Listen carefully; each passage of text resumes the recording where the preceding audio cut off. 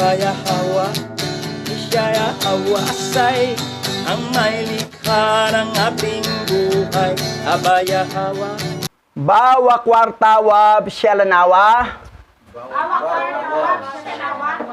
Abayahawa Shabasamayam. Kalhalal Abayahawa Alhayam.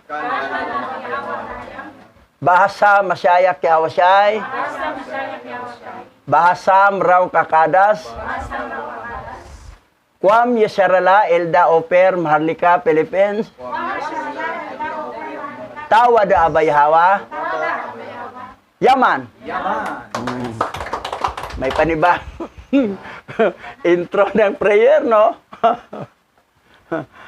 Ang ibig sabihin dong yung bawa kwartawa, shalanawa, abayahawa, shabasamayam. Sa English doon ay magandang umaga aming amang Yahawa nga nasa langit. Oh, shabasamayam nasa langit. Oh. So yun yung binabagong kasi medyo masawa na laging ganun lang may babaguhin. Sa sunod namang Sabat may iba na maidagdag ko. At least na may variation ng prayer. Hebrew prayer yon. Shabasamayam in heaven, sa langit. Okay, ngayon ang ating topic ganun pa rin, to be continue the book of Jasher, chapter 52 hanggang 53, ang ating pag-aralan. Hindi ito katulad ng book of Jasher na makita natin sa apps. Corrupted po yan. Ito yung galing sa Ethiopia. So, chapter 52 hanggang 53. Okay. Basa. Ang aklat ni Jasher, Kabanata 52, verse 1 to 42. At sila ay pumasok sa kanilang bahay, at binuksan ng bawat dala nila ang kanilang sako, at nakita nila at namasdan, nandoon ang bigkis ng pera ng bawat sako sa kanila, kung saan sila at ang kanilang ama ay labis na natakot. At sinabi ni Israel sa kanila, ano itong ginawa ninyo sa akin?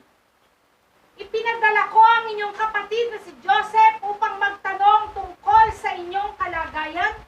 At sinabi ninyo sa akin, isang mabangis na hayop ang lumamon sa kanya.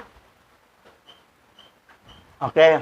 Ngayon, nakauwi na yung mga anak ni Israel. Pero hindi kasama si Simeon. Nakita nila, ang binayad natin na balik. Nandito pa rin. Parang na si Israel, ano ba yan? Baka hindi nyo binayad doon, niluloko ninyo. Bakit ang binayad na dalan yung trigo tapos ang bayad? Nandito pa rin. So, sabi niya, ano ba yung ginawa ninyo? Pinadala ko nga si Joseph para tingnan ang kalagayan nyo. Tapos sinabi nyo, kinakain ng mga mabangis na hayop. Nilamo ng mabangis na hayop. So, namangha talaga si Israel. Okay, tuloy tayo. At si Simeon ay sumama sa inyo upang bumili ng pagkain. At inyong sinasabi ng hari ng Ehipto ay ikinulong siya sa bilangguan. At nais ninyong kunin si Benjamin upang maging sanghidin ng kanyang kalayaan. At dalhin ang aking uban na may kalungkutan sa libingan dahil kay Benjamin at sa kanyang kapatid na si Joseph. Ngayon, hindi ako papayag na isasama sa inyo si Benjamin, sapagkat ang kaniyang kapatid ay patay na at siya'y naiwan na mag-isa. At ang kasamaan ay maaaring dumating sa kanila sa daan na inyong nilalakaran, gaya na nangyari sa kaniyang kapatid. So, yan ang kinalungkot ni Israel. Sabi niya, si Simeon, sinama ko sa inyo. Ngayon, kinulong pala ng hari sa Egypto. Tapos ipadalas Benjamin para magkaroon ng kalayaan si Simeon. idadalhin nyo ang aking uban sa hukay, sa aking kamatayan. So, malinaw na ubanin na pala si Israel. Ubanin na siya. Dadalhin nyo ang aking uban sa hukay para sa aking kamatayan. Oh. So, yan ang sinabi ni Israel eh. Israel na ang pangalan niya, dati Jacob eh. Yung sinabi, yung pinagbuno niya yung anghel, natalo niyang anghel, hindi na Jacob pangalan mo, Israel. At sinabi rin mismo ni Hawa na Israel na ang pangalan mo. Yan na, Israel na. Ngayon, tuloy tayo. At sinabi ni Ruben sa kaniyang ama, iyong papatayin ang aking 2 anak kung hindi ko maibalik sa iyo si Benjamin. At sinabi ni Israel sa kaniyang mga anak, manatili kayo rito at huwag kayong lumusong sa Ehipto, sapagkat ang aking anak ay hindi bababang kasama ninyo sa Ehipto, bago baka mamamatay siya, gaya ng kaniyang kapatid. At sinabi ni Judah sa kanila, tumigil muna kayo sa pagsasalita tungkol kay Benjamin, hanggang sa maubos ang trigo. At kung magkagayo'y sasabihin niya sa atin, pumunta na kayo sa Ehipto upang bumili ng trigo, dahil mauubos na ang pagkain at mamamatay ang ating sambahayan sa panganib ng taggutom. Ngayon, nagtalo-talo na kasi sila eh. Sabi ni Judah, tahimik muna kayo. May trigo pa. Pag maubos ang trigo, papayag na yung ama natin isamas Benjamin. Kasi ayaw talaga ni Israel na isamas Benjamin. Kasi baka mapareho kay Joseph na mamatay. Kasi dalawa lang kasing anak ni Israel kay Raquel. Iyon naman ang pinakamahal niyang asawa eh, si Raquel eh. Yun naman gusto niyang maasawa talaga si Raquel. Kaya lang niling lang siya nilaban, si Leah, kasi panganay daw mauna. Tapos binigay si Raquel, plus mga katulong pa, si Silpa at saka si Bilha, 4 asawa ni Israel lahat. Ngayon, ang pinakamahal niya, yung anak nila ni Raquel. Yung panganay doon na anak nila ni Raquel, si Joseph. Tapos pangalawa si Benjamin. Ay hindi niya, kasi ang sabi doon sa, hindi naman kasi nila alam na si Joseph yung nandoon, pangalawang hari sa Egypt, na hindi kayo pwedeng harapin ko. Pag bumalik kayo dito, bibili ng trigo, pag hindi nyo dalhin ang bunso nyong kapatid, kailangan dalhin nyo para mapalaya itong isang kapatid nyo. Iayaw naman ni Israel.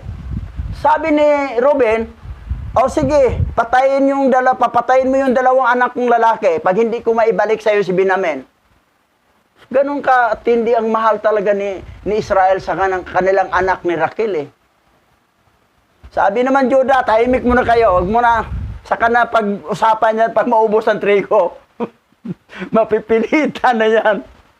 So, ganun ang story, yung kwento na ito. Okay, tuloy tayo.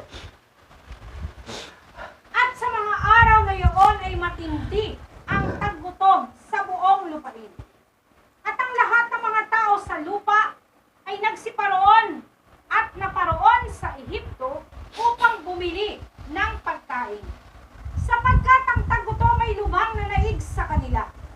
At ang mga anak ni Israel ay nanatili sa Kanaan ng 1 taon at 2 buwan hanggang sa maubos ang kanilang trigo. At ito ay nangyari nang naubos na ang kanilang mga trigo, ang buong sambahayan ni Israel ay kinurot ng gutom. At ang lahat ng mga sanggol ng mga apo ni Israel ay nagsama-sama at sila ay lumapit kay Israel. At silang lahat ay pinalibutan siya. At kanilang sinabi sa kanya, bigyan mo kami ng tinapay at baka kaming lahat ay mamatay sa gutom sa iyong harapan. Ito na ngayon, naubos ng trigo. Trigo kasi gawin lang tinapay pagkain na. Sa atin kasi sa Asia, rice o corn. Bigas na. Ngayon doon, lumapit yung mga apo ni Israel. Na gutom na kami. Bigyan mo kami ng tinapay. Baka mamatay kami lahat sa harapan mo sa gutom. So nalungkot si Israel. Naku, isip niya, pagpabalikin ko tong mga anak ko, pilitin naman na isama si Benjamin. E paano yan? Kung mangyari kay Benjamin, ang nangyari kay Joseph. So, yan ito problema nila ngayon. Mas marami ang patay. Kasi ang akala ni Israel, patay na talaga si Joseph. Yun ang akala niya kasi, na ayaw niya mangyari kay Benjamin, ang nangyari kay Joseph, sa akala niya. Eh, kagawa itong mga kapatid namang nainggit eh. Ito yung problema sa mga ninono nating mga Israelite. Okay, tuloy tayo. Narinig ni Israel ang mga salita ng kanyang mga apo na anak ng kanyang mga anak. At siya ay umiyak ng labis na pag-iyak. At ang kanyang habag ay napukaw para sa kanila. At tinawag ni Israel ang kanyang mga anak. At silang lahat ay dumating at umupo sa harap niya. At sinabi ni Israel sa kanila, at hindi ba ninyo nakita kung paano ang inyong mga anak ay tumatangis sa akin sa araw na ito? Na nagsasabi, bigyan mo kami ng tinapay. At wala akong may bigay.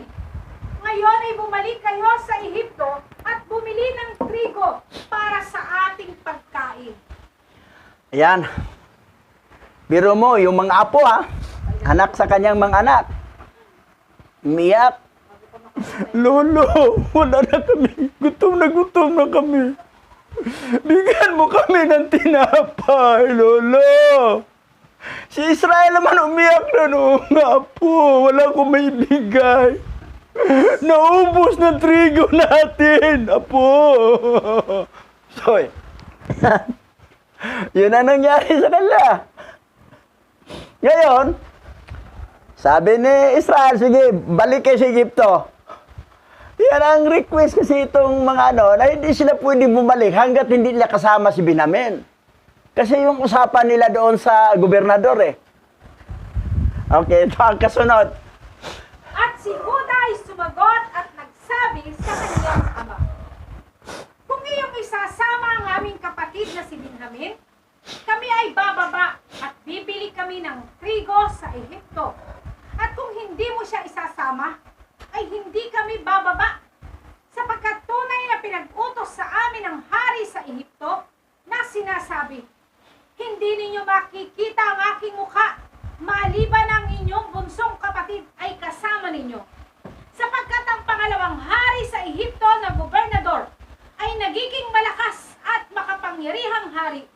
At kami ay papatayin lahat kung hindi isasama sa amin ang bunso naming kapatid. At kami ay papatayin niya lahat. Yan ang request ni Judah. Kailangan isama mo si Benjamin. Hindi harap sa amin yon. Yung gobernador, yung pangalawang hari sa Egypto, papatayin kami. Kailangan isama mo talaga. Kasi biro mo, gutom na yan sa buong mundo eh. Gutom, natustusan ang lahat ng pangailangan sa pagkain sa buong mundo, sa stock ng mga trigong iniipon ni Joseph. Biro mo Samantala yung mga Egyptian doon, nag-ipon trigo, hindi naman na sinunod yung instruction ni Joseph na kasama yung uhay at yung tapos lagyan pa ng lupa para hindi kakainin ng insekto. Hindi lang buong mundo, pati yung mismong mga taong bayan ng Egypt doon bumili. So yan ang nangyari. Ang naman kay Israel, kaya nagkaroon ng gutom dahil sa kasalanan niyang ginawa. Yung apo niya, tinapon niya doon sa pader ng Egypt, na anak ni Dina at ni Sikim. Biro mo, gutom sa buong mundo. Wala pang nangyari sa ating panahon na may gutom sa buong mundo. Ang mayroon nangyari sa buong mundo, baha. Halos buong mundo, baha. Yan ang nangyari. Okay, tuloy tayo. Regard sa inyong mga binabaha diyan. Tuloy. Hindi mo alam at hindi mo narinig na ang haring ito ay napakalakas at matalino at walang katulad niya sa buong mundo. Narito, nakita namin ang lahat ng mga hari Panginoon ang pangalawang hari ng Ehipto. Tunay na sa lahat ng mga hari sa lupa ay walang dakila kay Abimelech na hari ng mga Pilisteo. Gayunmay ang pangalawang hari sa Ehipto na gobernador ay mas lalong dakila kay Abimelech at lalong makapangyarihan kaysa sa kaniya. At si Abimelech ay may hahalin tulad lamang sa isa sa kaniyang mga pinuno. Yan. Yan ang sabi ni Judah sa kanyang papa, sa kanyang ama na Israel. Grabe, matalino yun, ang pangalawang hari na gobernador. Yung Abimelech na kingangaan nating matalino, walang binatbat yun. Si Abimelech, ang katalinuhan niya, katulad lang ng kanyang mga pinuno. Hanga-hanga sila. Maliban pa na matalino, gwapong-gwapo pa. Ganon. So, doon natin malaman, si Abimelech, matalino pala. Pero walang binatbat pa rin. Sabi ni Judah, si Abimelech, kahintulad lang sa pinuno ni Joseph. Hindi naman ang pangalan, kasi hindi naman Joseph ang pangalan niyang ano ron eh. Gilagyan naman ibang pangalan si Joseph eh. So yan. Okay, tuloy tayo. Ama, hindi mo nakita ang kanyang palasyo at ang kanyang trono, at lahat ng kanyang mga tagapaglingkod na nakatayo sa kanyang harapan. Hindi mo nakita ang haring iyon sa kaniyang trono, sa kanyang karangyaan at maharlikang anyo, na nakasuot ng kanyang makaharing damit, na may malaking gintong korona sa kanyang ulo. Hindi mo nakita ang karangalan at kaluwalhatian na ibinigay ng alahayam sa kanya, sapagkat walang katulad niya sa buong mundo. Ama, hindi mo nakita ang karunungan, ang pangunawa at ang kaalaman na ibinigay ng alahayam sa kaniyang puso. O narinig ang kanyang matamis na tinig nang siya ay magsalita sa amin. Wow, matamis na tinig pa. Hindi matamis na awit, yung magsalita lang, matamis. Tapos maharlikang anyo. Talagang ano? Gwapong-gwapo. Maganda magsalita. Oo. Maganda magsalita. Ganon si Joseph. That's why ang mga lahi niya, magaling din magsalita. Ganon. Okay, tuloy tayo. Hindi namin nalalaman, Ama, kung sino ang nagpakilala sa kaniya ng aming mga pangalan at ng lahat na nangyari sa amin. Gayon may tinanong ka rin niya na sinasabi, buhay pa ba ang iyong ama at malakas pa ba siya? Hindi mo nakita ang mga gawain ng pamahalaan ng Ehipto na pinamahalaan niya nang hindi nagtanong kay Haring Paraon na kaniyang kamahalan. Hindi mo nakita ang sindak at takot na kaniyang ikinintal sa lahat ng mga Ehipsyo. Biro mo si Joseph bilang pangalawang hari, siya na ang nagpapatakbo. Walang siyang sabihin na, okay, ipaalam mo na natin sa Haring Paraon kung okay ba sa kanya itong plano ko. Wala, diretso na siya. Pinagkatiwala na ni Haring Paraon kay Joseph ang pamumuno, na diretso na siya mag-decision making. Tapos nagtaka, bakit alam niya ang mga pangalan namin? Oh, sino nagsabi sa kanya? Hindi, kasi matalino eh. May naglilista eh. Pinadala sa kanya pagdating ng hapon eh. Tapos tinanong ka pa, buhay pa ba yung ama? Malakas pa ba siya? Parang concerned sila sa kalagayan natin. Oh, parang talagang sinabi talaga ni Judah para makumbinsi na isama si Benjamin. Okay, tuloy tayo. At gayon din, nang tayo ay lumayo sa kanya, tayo ay nagbanta na gagawin sa Ehipto ang katulad ng iba pang mga lungsod ng mga Amorite. At tayo ay labis na nagalit laban sa lahat ng kanyang mga salita na kanyang sinabi tungkol sa atin bilang mga espiya.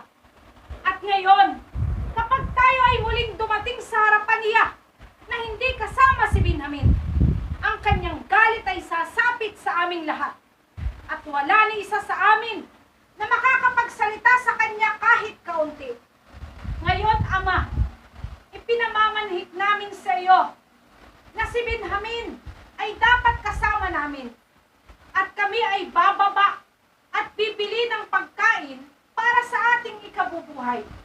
At hindi tayo mamamatay sa gutom.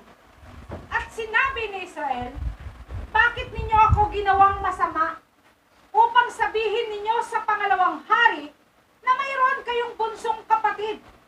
Ano itong bagay na ginawa ninyo sa akin? O yan. Sabi ni Israel, bakit niyo ako ginawang masama? Bakit maritis pa kayo na may bunso pa kayong kapatid? Eh ano ngayon? Papuntahin na tuloy siya. Wala na nga, patay na nga kapatid niya, tapos mapahamak siya, di wala na. Anak namin ni Raquel. So, kayo kasi, maritis din kayo pala eh. Kahit hindi nagmaritis, alam talaga ni Joseph. Kasi may kapatid talaga. Kasi akala kasi nila, hindi si Joseph yun eh. So, gano'n. Mangha sila. So, sabi niya, ipinamanhik namin sa iyo, Ama, isama na ninyo si Benjamin sa amin para makabili na tayo ng pagkain, para hindi tayo mamatay sa gutom. So, yan ang ano eh. Talagang, ito naman si may kasi si Israel. Masyado niyang mahal ang anak nila ni Raquel eh. Hindi niya naisip na mga anak naman niya lahat yan, kahit sa iba-ibang asawa. Pero mayroon siyang, sa Bisaya pa, may pinalabi. Mainggit ka lang iba. Kung mayroon kang pinalabi, dapat pantay lahat. Favoritism. Oo. Pantay lahat ang pagmamahal. Huwag kang ipinalabi. So, tuloy. Sige. At sinabi ni Huda kay Israel na kaniyang ama, ibigay mo si Benjamin sa aking pangangalaga, at kami ay babangon at bababa sa Ehipto, at bibili kami ng trigo, at pagkatapos ay babalik kami dito. At kung mangyayari na hindi namin kasama si Benjamin sa aming pagbabalik, ako ang papasan ng lahat ng kasalanan magpakailanman. At nakita mo ba ang lahat ng aming mga anak ay umiiyak sa iyong harapan dahil sa gutom? At walang kapangyarihan ang iyong kamay upang sila ay mabusog. Ngayon ay mapukaw ang iyong kahabagan sa kanila. At isama mo sa amin ang aming bunsong kapatid. At kami ay aalis na tungong Ehipto. Yan. Kumbinsi talaga nila. Ito si Judah, ganun rin ang pagbalik nila. Kinumbinsi na si Joseph na isama nila si Benjamin dahil ayaw din eh. Ayaw din. Kung ganito, gaano kahirap si Judah na kumbinsi ng ama na maisama si Benjamin, mas lalong mahirap paano niya makumbinsi si Joseph na maisama nila pabalik si Benjamin. Nagkakaroon ng digmaan doon eh. Patayan ng natakot niya si Paraon. Matitindi itong mga Hebreo na ito. Sa sunod, Sabat yan, at saka sa isa pa, doon, matindi yung pagkumbinsi ni Judah, paano maisama si Benjamin pabalik. Kasi dito, promise niya na, kung hindi namin masama si Benjamin pabalik, pasanin niya kasalanan magpakailanman. So, ganon. Kita mo yun, detalyado ang kwento yung pangyayari na ganun kahirap, ganun para ang mga pangyayari sa ating mga ninuno. Okay, tuloy tayo. Sapagkat paanong mahahayag sa iyo ang kagandahang loob ni Hawa sa ating mga ninuno kapag sinabi mong kukunin ng hari ng Ehipto ang iyong anak habang buhay ang Yahawa. Hindi ko siya iiwan hanggang sa makabalik siya sa iyo at ilagay siya sa harap mo. Ngunit ipanalangin mo kami sa Yahawa na siya ay maawa sa amin upang kami ay tanggapin ng may kagandahang loob at kabaitan sa harap ng pangalawang hari ng Ehipto.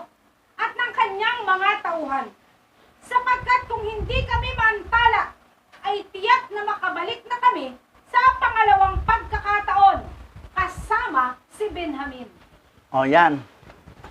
Matinding pangliligaw ni Judah sa kanyang ama na kailangan makasama si Benjamin. Kung matindi ang pangliligaw ni Judah, pagkumbinsi niya kay tatay niya si Israel, lalo na kay Joseph, yung isama nila. Kasi ayaw na ipasama ni Joseph si Benjamin. Pabalik. Kasi nagnakaw yon sa kupa. Pero at least, drama, alam ni Benjamin yon. Drama lang nila yon. At alam ni Benjamin na yung pangalawang hari, siya si Joseph. Mamaya, madahanan natin mamaya. So, ganun katindi. Walang binatbat yung 66 book, yung sa Genesis na kwento, patungkol dito. Wala. Dito sa Jasher, detalyado talaga. Grabe. Kaya lang pala hindi la sinama to, kasi para kulang ang ating kaalaman. Ganon. Ikakahon ka lang sa 66 book, para hanggang doon lang ang knowledge mo. O, tuloy tayo. At sinabi ni Israel sa kaniyang mga anak, ako ay umaasa sa Yahweh Lahayam, na kaniyang iligtas kayo, at bigyan kayo ng lingap sa paningin ng hari ng Ehipto, at sa paningin ng lahat ng kaniyang mga tao. Ngayon nga'y bumangon kayo, at pumaroon kayo, kasama si Benjamin, at magdala kayo ng isang regalo sa pangalawang hari sa Ehipto. Mula kung ano ang makukuha ninyo sa ating lupain, at dalhin ito sa harap niya. At naway bigyan kayo ng makapangyarihang alahayam ng awa sa harap niya, upang maipadala niya si Benjamin pabalik, at si Simeon kasama ninyo sa pagbalik. At tumindig ang lahat ng mga anak ng Israel na kasama nila si Benjamin. At nagdala sila ng isang malaking regalo ng pinakamainam sa lupain. At kumuha din sila ng dobleng bahagi ng pilak. Sa wakas, nakumbinsi rin ang tatay nila. Naisama na si Benjamin. Magdala ka ng regalo. At doble ang pera. Kasi yung perang binayad natin, binalik. Ibalik niyo yon. So, yan. Okay na. Babalik Egypt dahil isama na si Benjamin. Okay, tuloy. At mahigpit na iniutos ni Israel sa kaniyang mga anak tungkol kay Benjamin, na sinasabi, ingatan ninyo siya sa daan na inyong nilalakaran, at huwag kayong himiwalay sa kanya sa daan, kahit sa Ehipto. At tumindig si Israel mula sa kanyang mga anak, at tiniunat ang kanyang mga kamay, at nanalangin siya sa Yahweh dahil sa kanyang mga anak, sinasabing, O Yahweh, lahayam ng langit at lupa, alalahanin mo ang iyong tipan sa aming amang si Abraham, at sa aming amang si Isaac, at pakitunguhan ng aking mga anak na lalaki, at huwag silang ibigay sa mga kamay ng hari ng Ehipto. Isinasamo ko sa iyo na gawin ito, O alahayam, alang-alang sa iyong awa, at tubusin ang lahat ng aking mga anak, at iligtas sila mula sa kapangyarihan ng Ehipto, at ipadala sa kanila ang kanilang dalawang kapatid. Yan. Nag-prayer na.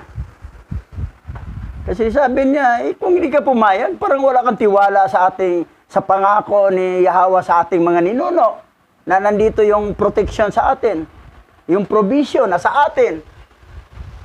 So, yan, nakumbinsi. Sige, magdala kayo ng regalo. Ano mang nasito sa ating lupain. Dalhan yung regalo, yung pangalawang hari. Ngayon, ano pang kasunod?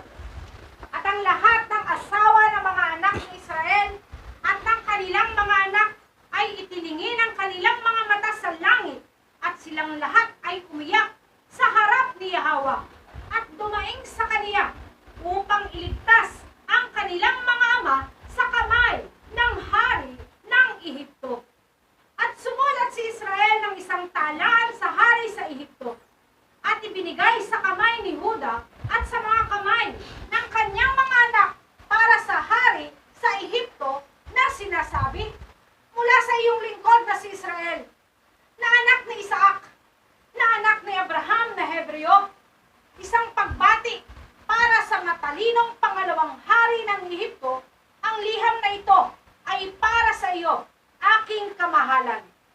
Talastasin ang aking mahal na hari sa Ehipto, na ang tagutom ay malubha sa amin sa lupain ng Kanaan. At aking sinugo ang aking mga anak sa iyo upang ibili kami ng kaunting pagkain mula sa iyo para sa aming ikabubuhay. O, yan. So, hindi lang regalo ang pinadala, sulat. Gumagawa ng sulat sa Israel patungkol sa pangalawang hari, kamahalan, na matalino. Ayos, so. Okay, ano pang laman ng sulat? Sige. Basa. Sapagkat pinalibutan ako ng aking mga anak, at ako ay napakatanda na, ay hindi na gaano makakita ang aking mga mata. Sapagkat ang aking mga mata ay naging napakabigat sa paglipas ng edad. Gayon din sa araw-araw na pagtangis para sa aking anak, para kay Joseph na nawala sa harapan ko. At inutusan ko ang aking mga anak na lalaki na hindi sila dapat pumasok sa mga pintuang daan ng lungsod kapag sila ay dumating sa Ehipto dahil sa mga naninirahan sa lupain.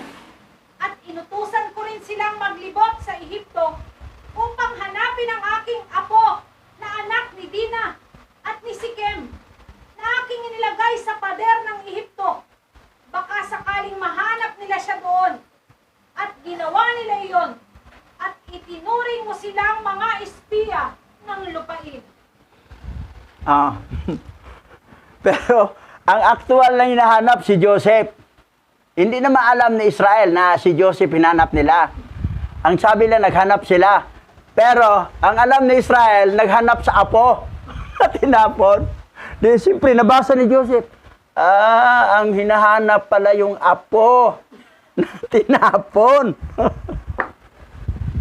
Na sinabi na, tinuring mo pa silang espiya. Okay. Tesa, nabulgar. Nabulgar ang ano. Tuloy. Hindi ba namin narinig ang tungkol sa iyo na iyong ipinaliwanag ang panaginip ni Faraon at nagsalita ka sa kanya ng totoo? Paano ang hindi mo nalalaman sa iyong karunungan kung ang aking mga anak ay mga tiktik o hindi? Ngayon nga, aking kamahalan at hari, Masdan, aking isinama si Benjamin na bunso kong anak na gaya ng iyong sinalita sa aking mga anak. Isinasamo ko sa iyo na ituon mo ang iyong mga mata sa kanya hanggang sa siya ay bumalik sa akin ng payapa kasama ang kanyang mga kapatid. Yan. So, pati si pangalawang hari, ituon mo rin mata kay Benjamin hanggang ibalik sa akin. So, hindi lang sa mga anak na sinabihan ni Israel na ingatan si Benjamin, pati doon sa pangalawang hari, sinabi. So, very concerned talaga si Israel sa anak nila ni Raquel eh. Very concerned. Hindi naman alam, yung pangalawang hari, anak rin niya yun. So, ganun ang nangyari sa kasaysayan ng bansang ng mga Israelita eh. Okay. Tuloy. Sapagkat hindi mo ba nalalaman o hindi mo ba narinig ang ginawa ng ating alahayang kay Faraon nang kaniyang kunin ang aking ina na si Sarah?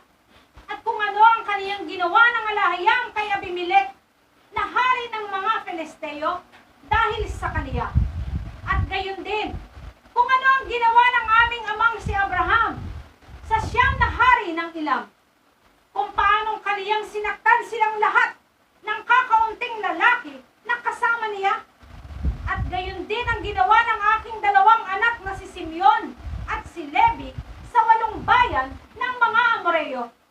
Kung paanong kanilang nilipol sila dahil sa kanilang kapatid na si Dina at ang anak ni Dina ni Sikem na aking inilagay sa pader ng Ehipto. Ito'y malaking kasalanan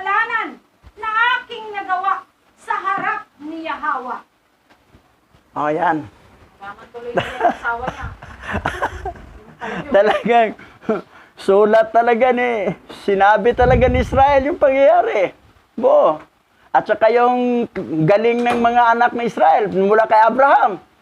Yung mga hari ng Ilam nga, ilan lang sila natalo nila. Tapos yung ginawa nilang kinuha si Sarah ni Haring Paraon, ano nangyari? Nagkaroon ng pati yung kay Abimelech. So parang binibida ni Israel ang kanilang lahi na hindi naman niya alam, anak pa rin niya yung sinulatan niya Kasi akala niya, Egyptian talagang totoo yun. Okay, tuloy tayo. At dahil din sa kanilang kapatid na si Benjamin, ay inaliw nila ang kanilang sarili sa pagkawala ng kanyang kapatid na si Joseph. Ano ang kanilang gagawin para sa kanya? Kapag nakita nila ang kamay ng sino mang tao na nananaig sa kanila, alang-alang sa kanya, hindi mo ba nalalaman, o hari ng Ehipto, na ang kapangyarihan ng alahayam ay sumasa atin, at ang alahayam din ay laging dininig ang ating mga panalangin, at hindi tayo pinababayaan sa lahat ng araw? Oh, yan. Talaga yan, ang sulat ni Israel kay sa pangalawang hari sa Egypt. Okay. Tuloy. At nang sabihin sa akin ng aking mga anak na lalaki ang iyong mga pakikitungo sa kanila, hindi ako tumawag sa Yahweh dahil sa iyo, sapagkat kung magkagayon ay nasawi ka kasama ng iyong mga tauhan bago dumating sa harap mo ang aking anak na sa Benjamin. Ngunit inisip ko na kung paanong si Simeon na aking anak ay nasa iyong bahay kulungan, marahil ay makikitungo ka sa kanya ng may kabaitan. Kaya nga, hindi ko ginawa ang bagay na ito sa iyo. Ayan. Talagang binida ni Israel ang kanilang lahi na hindi mo ba alam na hindi kita pinalangin na ganito, na anong ginawa niyo sa aking anak? Baka masawi ka sa imatawan. Parang dalang pananakot So, ganon ang nangyari. So, tuloy tayo. Ngayon ay masdan mo. Si Benjamin na aking anak ay sinama ko ang aking mga anak. Ingatan mo siya at ituon mo ang iyong mga mata sa kanya. At pagkatapos ay ilalagay ng alahayam ang kanyang mga mata sa iyo at sa buong pamahala mo sa Ehipto bilang gobernador. Ngayon ay sinabi ko sa iyong lahat ng nasa aking puso at masdan, ang aking mga anak na lalaki ay pupunta sa iyo kasama ang kanilang kapatid na si Benjamin, at ibalik mo sila sa akin, ang aking mga anak sa Kanaan. At ibinigay ni Israel ang sulat sa kaniyang mga anak sa pangangalaga ni Huda upang ibigay ito sa pangalawang hari ng Ehipto. Oh, yan. Yan ang alaman ng liter. Sinabi pa na ituon mo rin yung mata mo, pangalawang hari sa Ehipto, sa anak na si Benjamin. Ingatan mo hanggang makabalik sila dito sa Kanaan. Matindi yung demand ni Israel Pero anong nangyari, anong naramdaman ni Joseph, yung nabasa niyang sulat? Dito na tayo sa sunod na chapter. Aklat ni Jasher, Kabanata 53, verse 1 to 32. At ang mga anak ni Israel ay nagsitindig at isinama si Benjamin at ang lahat ng mga kaloob. At sila'y umawon at naparoon sa Ehipto, at sila'y nagsitayo sa harap ni Joseph. At nakita ni Joseph ang kaniyang kapatid na si Benjamin na kasama nila, at binati niya sila. At ang mga anak ni Israel ay naparoon sa bahay ni Joseph. At inutusan ni Joseph ang tagapamahala ng kaniyang bahay na bigyan na makakain ng kaniyang mga kapatid. At ginawa niya ang gayon sa kanila. Nandun na. Kita na ni Joseph ang kanyang kapatid. sa isang nanay, si Benjamin. Sabi niya, kayo, bigyan ng pagkain to sila. Okay. Asikaso talaga. Kasi siyempre sa panaw na paglalakad, tapos naubusan na sila trigo doon, gutom na gutom yon. Sabi niya, wala, kain na tayo dito ngayon. Mawala ng gutom natin. O, yan. Kasi kaya wala ng trigo, ang kinakain naman nila, mga karne na lang. At saka yung mga pananim na na mga puno, mga prutas. Wala na yung trigo, di na So, mabuti, may stock na trigo ang Egypt. Yan ang nangyari. Okay, tuloy. At sa katanghaliang tapat ay pinatawag ni Joseph ang mga kapatid niya na magsiparoon sa harap niya na kasama si Benjamin. At sinabi ng mga anak ni Israel sa tagapamahala ng bahay ni Joseph tungkol sa pilak na ibinalik sa kanilang mga bayong. At sinabi niya sa kanila, magiging mabuti sa inyo, huwag kayong matakot. At dinala niya sa kanila ang kanilang kapatid na si Simeon. At sinabi ni Simeon sa kaniyang mga kapatid, ang gobernador ng mga Ehipsyo ay gumawa ng totoong kagandahang loob sa akin. Hindi niya ako ginapos, gaya ng inyong nakita ng inyong mga mata. Sapagkat nang kayo umalis sa bayan, ay pinalaya niya ako at pinatira niya ako sa kaniyang bahay. Yan. Okay lang pala. Nakulong lang yun si Simeon. Yung nandoon pa yung pagkatapos, umalis na, pinalaya pala niya. Doon ka sa bahay titira. Siyempre, hindi alam ni Simeon na yan ang Joseph, yung kapatid niya totoo. Nag-uuna si Simeon na, bait pala itong hari na ito, Nakulong lang ko saglit, tapos pinalaya lang pala ako, So, natuwa na maganda ang pagtrato ni Joseph sa kanyang kapatid na si Simeon. Hindi naman nila alam na yung pangalawang hari si Joseph yun. Kasi may ibang pangalan. Natandaan mo bang pangalan? Mahaba yun eh. Oo. So, Banggitin. oo, yun. Okay, yan ang nangyari. So, tapos, honest naman yung mga anak na Israel na ito ang pera na binalik sa amin, Yung binayad namin, ay balik ito. Sabi naman na, yung katulong, huwag kayong mag-alala, huwag kayong mangamba. Okay lang. Yun. Tuloy. At hinawakan ni Juda si Benjamin sa kamay. At sila'y naparoon sa harap ni Joseph at sila'y yumukod sa kanya sa lupa. At ibinigay ng mga anak ni Israel ang kaloob kay Joseph at silang lahat ay naupo sa harap niya. At sinabi ni Joseph sa kanila, mabuti ba ang kalagayan ninyo? At mabuti ba ang kalagayan ng inyong mga anak? At mabuti ba ang kalagayan ng inyong ama? At kanilang sinabi, mabuti naman sa biyaya ng alayam. At kinuha ni Juda ang sulat na ipinadala ni Israel at ibinigay sa kamay ni Joseph. At binasa ni Joseph ang liham at nalaman ang isinulat ng kanyang ama. At ninais niyang umiyak. At siya ay pumasok sa isang silid sa loob. At siya ay umiyak ng labis na pag-iyak. At siya ay naghugas ng kanyang mukha at lumabas siya. Yan.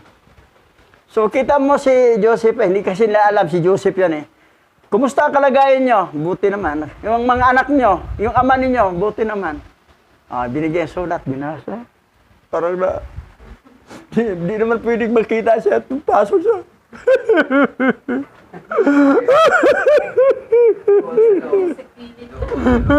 Namimiss ko ng papa ko. Tapos naghugas siya. Lumabas ako, mare. Ganon talaga nangyari. Yung damdamin ni Joseph, siyempre, nabasa na yung sulat ng kanyang papa. Okay, tuloy tayo. At itiningin niya ang kanyang mga mata at nakita ang kaniyang kapatid na si Benjamin. At kaniyang sinabi, ito ba ang inyong kapatid na inyong sinalita sa akin? At pinalapit ni Joseph si Benjamin. At ipinatong ni Joseph ang kaniyang kamay sa kaniyang ulo. At kaniyang sinabi sa kaniya, pagbiyayaan ka nawa ng alahayam. At nang tinitigan ni Joseph ang kanyang kapatid, ang anak ng kanyang ina, Muli niyang ninais na umiyak. At siya ay pumasok sa silid. At siya ay umiyak doon. At siya ay naghugas ng kanyang mukha. At lumabas siya. At kanyang sinabi, maghanda na at kakain na tayo. O, biro mo ha. Pagkatapos doong lumabas siya, galing sa pag-iyak, sabi niya, ito ba yung kapatid yung bunso? Oh. Really, ha? Gusto niya kasi kapatid niya sa nanay. Pumasok naman sa room. Sa wakas, nakita ko ng kapatid ko.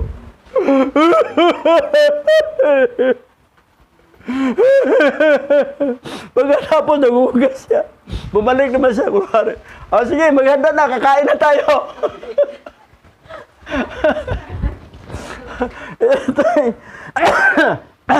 Ito yung nangyari sa buhay ni Joseph.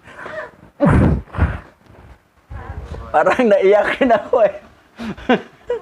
Okay, tuloy tayo. At si Joseph ay isang saro na kaniyang ginamit sa pagkain. At ito ay pilak na pinalagutian ng maganda ng mga batong onyx at binilyog at nilapag sa mesa ni Joseph ang saro. At napatingin ang kaniyang mga kapatid habang sila ay nakaupo upang kumain na kasama niya. At sinabi ni Joseph sa mga kapatid niya, nalalaman ko sa sarong ito ay si Ruben ang panganay. Sunod si Simeon at si Levi at si Huda, si Isakar at si Zabulon ay mga anak sa isang ina. Magsiupo kayo upang kumain ayon sa inyong pagkasunod-sunod sa kapanganakan.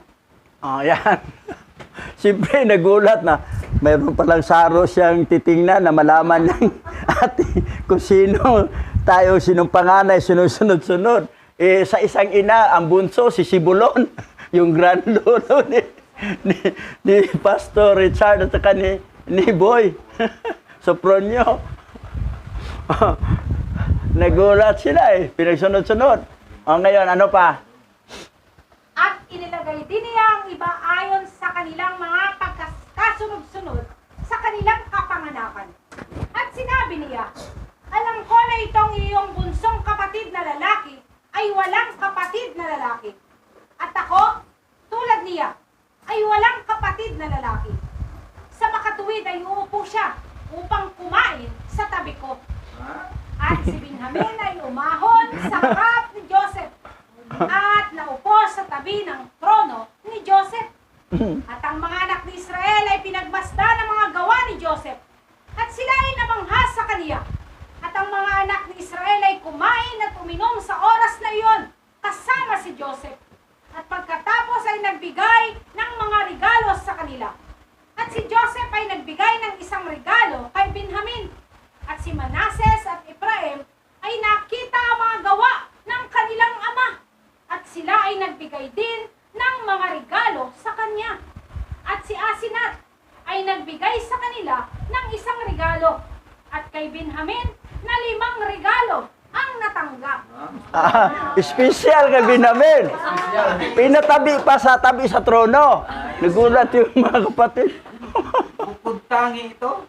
Bukod tangi ito. Hindi alam. Si Joseph yan eh. So, kita mo yun ha. Wala yan. Di yan mababasa sa Genesis, sa 66 book. Karami si Benjamin ng Oo. regalo. Nakalima. Oo. Si Manase, nagbigay. Si Ephraim, pati si Asenat, na nanay nila, nagbigay ng regalo. Okay. Tuloy tayo. At pagpalabas ni Joseph ng alak upang uminom sila, at ang mga anak ni Israel ay ayaw uminom. At kanilang sinabi, mula sa araw na nawala si Joseph, ay hindi na kami uminom ng alak, ni magsikain man ang anumang masarap na pagkain. At si Joseph ay sumumpa sa kanila at kaniyang pinilit sila. At sila'y uminom ng sagana na kasama niya ng araw na iyon. At pagkatapos ay bumaling si Joseph sa kaniyang kapatid na si Benjamin upang makipag-usap sa kaniya. At si Benjamin ay nakaupo pa rin sa tabi ni Joseph. Oh, yan. At least nalaman naman ni Joseph na mula parang nawala siya, hindi na kumain ng masarap na ulam at hindi na sila uminom ng alak. Parang nagdalamhati sila, okay to. Parang nagsisi silang nawala ako sa kanila. Pero sabi na, sige, inom tayo. Huwag mag-alala. Ano ba yan? Red wine. Walang tanduay doon. Walang red horse. Okay. Kasi ubas red wine yon. Okay. Tuloy tayo. At sinabi ni Joseph sa kaniya, may mga anak ka ba? At kaniyang sinabi, ang iyong lingkod ay may 10 anak. At ito ang kanilang mga pangalan. Bela, Becher, Asbal, Gera, Naaman, Achi, Ros, Mopem, Jopem, at Ord. At tinawag ko ang kanilang mga pangalan ayon sa aking kapatid na hindi ko nakita. At inutusan niya siyang dalhin sa harap ng kanyang mapa ng mga bituin. At kung saan nalalaman ni Joseph ang lahat ng panahon. At sinabi ni Joseph kay Benjamin, narinig ko ng mga Hebreo ay bihasa sa lahat ng karunungan. Mayroon ka bang nalalaman tungkol dito? Okay. Ngayon, ito na. Tinanong ni Joseph kay Benjamin, may mga anak ka ba? 10. 10 pala sa'yo, sa akin 2 lang. Si Manasi si Ephraim sa'yo 10. Kasi 2 asawa ni Benjamin Si Joseph, 1 lang. Si Asenat lang. Hindi na talaga siya nagdagdag hanggang ikinamatay. 1 lang talaga asawa niya. 2 lang rin anak niya. May mga apo siya, marami. Pero si Benjamin, 10 anak lalaki. Hindi pa nabanggit ang babae doon. 10 sa 2 niyang asawa. Ngayon, tuloy tayo. Ito pala, dinala niya si Benjamin sa itong na ito. Anong nakalagay dito At inutusan niya siyang dalhin sa harap ng kanyang mapa ng mga bituin. Mapa ng mga bituin.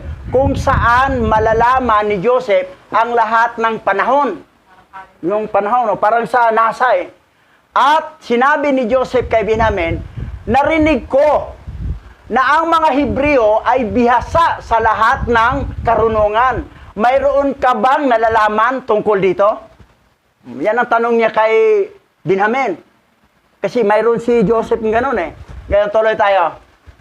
At sinabi ni Benjamin, nalalaman din ng iyong lingkod ang lahat ng karunungan na itinuro sa akin ng aking ama. At sinabi ni Joseph kay Benjamin, tingnan mo ngayon ang kasangkapang ito at unawain mo kung nasaan ang iyong kapatid na si Joseph sa Ehipto na iyong sinabing lumusong sa Ehipto. At nakita ni Benjamin ang instrumentong iyon na may mapa ng mga bituin sa langit. At siya ay matalino at tumingin doon upang malaman kung nasaan ang kanyang kapatid. At hinati ni Benjamin ang buong lupain ng Ehipto sa 4 na dibisyon. Ay nalaman niya na si Joseph na kanyang kapatid ay nakaupo sa kanyang trono sa harapan niya. At si Benjamin ay labis na namangha. At nang nakita ni Joseph na ang kanyang kapatid na lalaki ay labis na namangha, at kaniyang sinabi, bakit ka namangha? Anong nakita mo, Benjamin? At ano ang iyong ikinagulat? Ayan. Ito na nga. Nalaman niya Kasi instrumento Gulat si Benjamin. Yung kapatid kong si Joseph nakaupo sa trono sa harapan ko. Ito pala si Joseph. Sabi naman ni Joseph, bakit ka namangha? Ano ba kinamangha mo? Alam na ni Benjamin na yan siya si Joseph. Ayon sa instrumento. Yung mapa. Ngayon, ano ang sunod nangyari? At sinabi ni Benjamin kay Joseph, nakikita ko sa pamamagitan nito na si Joseph na aking kapatid ay nakaupo sa kaniyang trono sa harap ko.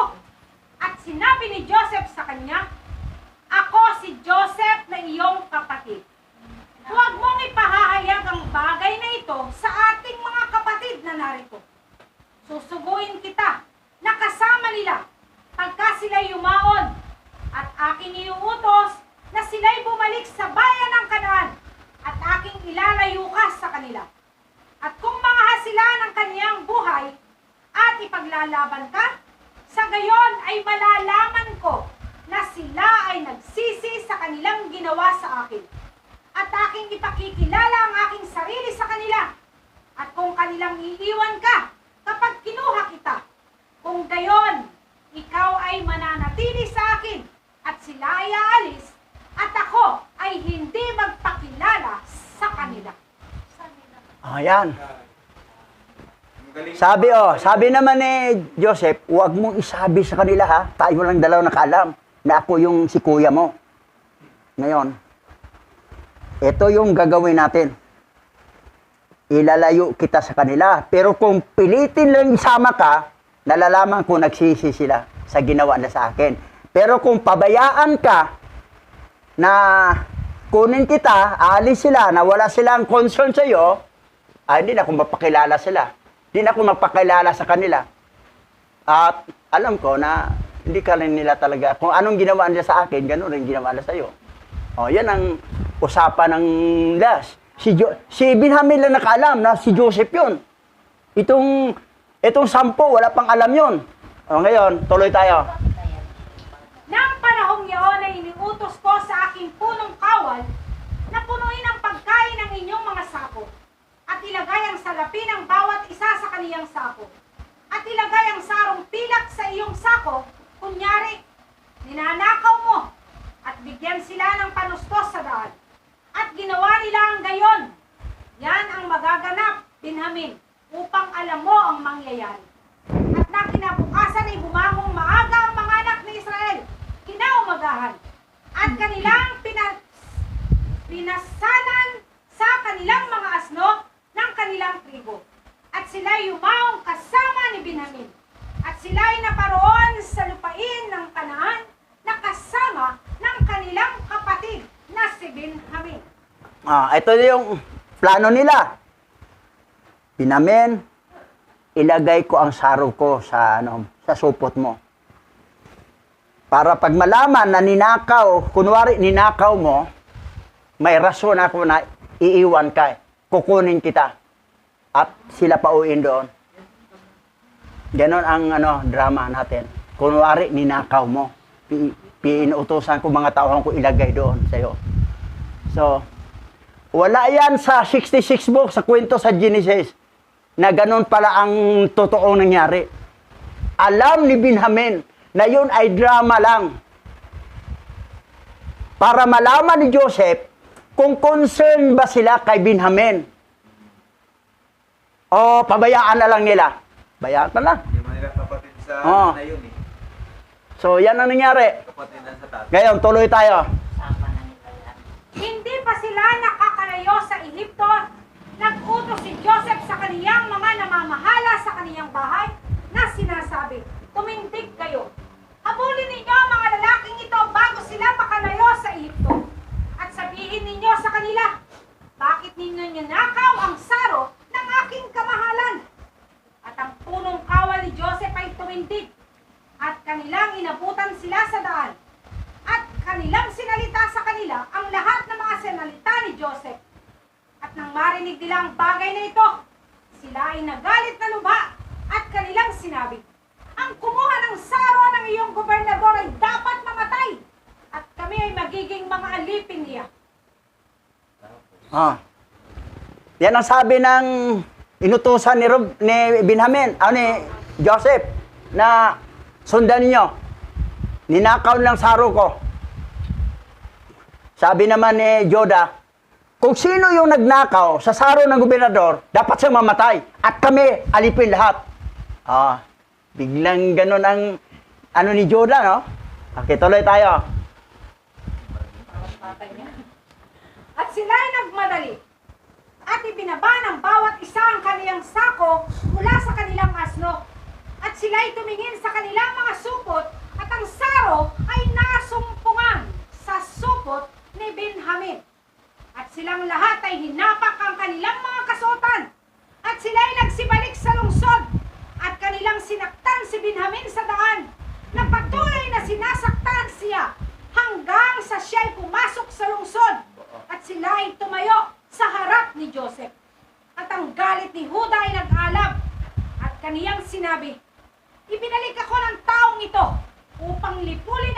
Ehipto sa araw na ito. Ayan. Sabi kasi ni Judah na ang nagnakaw, patayin. At sila maging alipin. Eh ngayon, kay Benjamin pala nakuha yung saro. Hindi na, mapatay. Sinasaktan lang si Benjamin. Ikaw nagnakaw-nakaw ka pa. Pero alam ni Benjamin na drama lang to eh. Kasi yun doon, si Joseph yung totoo. Pero hindi lang ingay si Benjamin. Dahil sinabi nga, huwag ka na mag-ingay. Sinaktan. Ano lang. Sige, sanpan niya ako. Tiisin ko na lang yun. Pinag-iisa na lang yung pambabato. So, nag-alab ang galit ni Judah kasi pag hindi nila masama si Benjamin, siya ang papasa ng kasalanan kailanman, magpakailanman. Siya ang nangako doon sa ama nila, si Israel eh.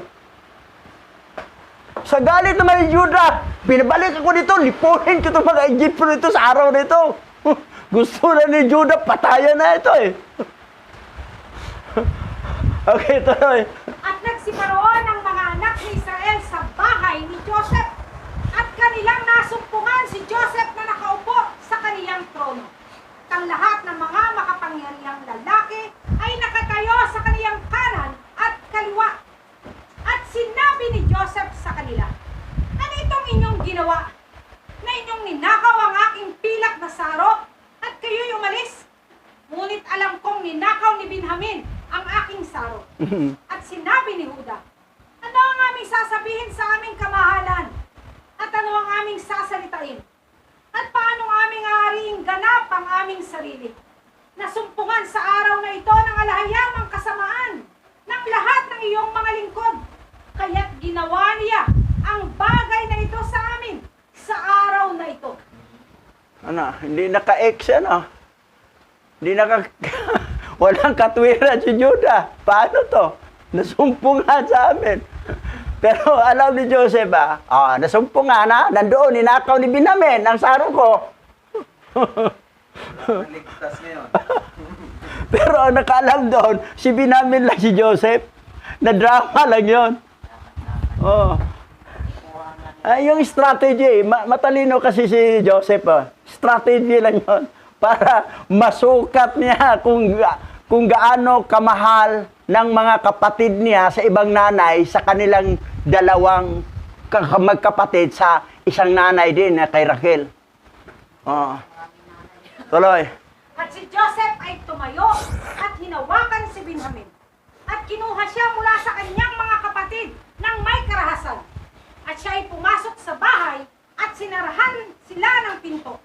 At iniutos ni Joseph sa kanyang lingkod na nangangasiwa sa kanyang bahay na sasabihin sa kanila, ganito ang sabi ng hari, yumao na kayo ng payapa, pabalik sa inyong ama sa Kanaan. At masdan, kinuha ko si Benjamin dahil nasumpungan ang aking saro na ninakaw niya at siya ay gawin kong alipin. Yan. So, biro mo, pagdating last, upo na si Joseph sa trono, mga tauhan niya, sa kaliwat kanan, mga armado niyang tao. si Judah, wala na kawawa, paano to mahanapin to ni Papa tong si Benjamin, kinuha na. Talagang gilabni niya. Dito ka, pasok na sa loob. Pero alam naman na drama lang yun. Alam naman ni Benjamin yun Sumunod siya. Tapos sinirahan pinto. Tapos sabi ng mga tao, sabihin mo sa kanila, uwi na sila doon. Kasi si Benjamin, natagpuan nga siya ang nagnakaw sa saro. Ngayon, uwi sila doon. Kasi si Benjamin, gawin kong alipin. So, ganun ang story. Dito nagtapos. Ang kasunod, mas matindi ang pangyayari. So, huwag kayong mag-absent. Sunod-sunod yun. Ang tinding kwento. So, ganyan ang nangyari. Ngayon, dadako tayo sa panalangin, Pastor Richard. Dakila at makapangyarihang alahayam na aming Yahawa, patuloy-patuloy kami na nagbibigay sa iyo ng papuri at pagsamba, pagluwalhati at pagdakila sa iyong banal na pangalan. Salamat sa iyong pagliligtas, salamat sa iyong mga salita na patuloy mong tinuturo sa amin at ibinabalik ang mga alaala ng kahapon, ang mga kasaysayan ng aming mga ninuno. At ami pong narinig, nabasa kung gaano kadakila ang iyong mga layunin at plano. Ano man ang magiging kalagayan ng iyong mga lingkod, ng iyong mga piniling tao upang mangyari ang lahat ng iyong mga naisin. Mahayag ang kapangyarihan mo at magkaroon ng malawak na pangunawa ang bawat tinawag mo ayon sa description ng iyong pagiging makapangyarihan, ang may-ari ng langit at lupa, ang magmamay-ari ng lahat ng may buhay. O Yahweh, patuloy kaming nagpapasalamat sa lahat ng iyong naisin sa buhay ni Bishop, ng kanyang sambahayan, sa buhay ko, ng aking pamilya, sa buhay ng aming mga kapatirang naarito na aming kasama, at sa ibang mga manggagawa na patuloy na nagsusumikap na sundin ang iyong naisin. O Yahweh, patuloy naming itinataas sa iyo ang buhay na mayroon kami. Ipinagpapasalamat namin sa iyo ang mga aral naming nasumpungan ayon sa pag-preserve ng banal na espiritu, ng banal na raw kakadas sa mga aklat na ito upang hindi dungisan na mga lahi ng anghel ang iyong mga salita. At patuloy na maging guide namin ito sa patuloy na pag-aaral at pagsasalin nito sa lingwaheng maunawaan. O Yahweh na aming kamahalan, na aming alahayam, na may-ari ng aming buhay, kayo lang ang aming paglilingkuran, dadakilain, paluluwalatiin at pararangalan sa aming mga buhay sa araw na ito at sa mga darating pa. Ikaw ang patuloy naming sasambahin, o aming Yahweh, Mashayak Yahweh Shai, na aming tagapagligtas. Yaman.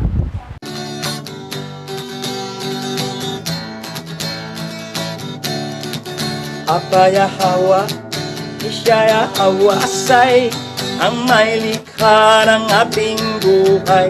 Aba Yahweh,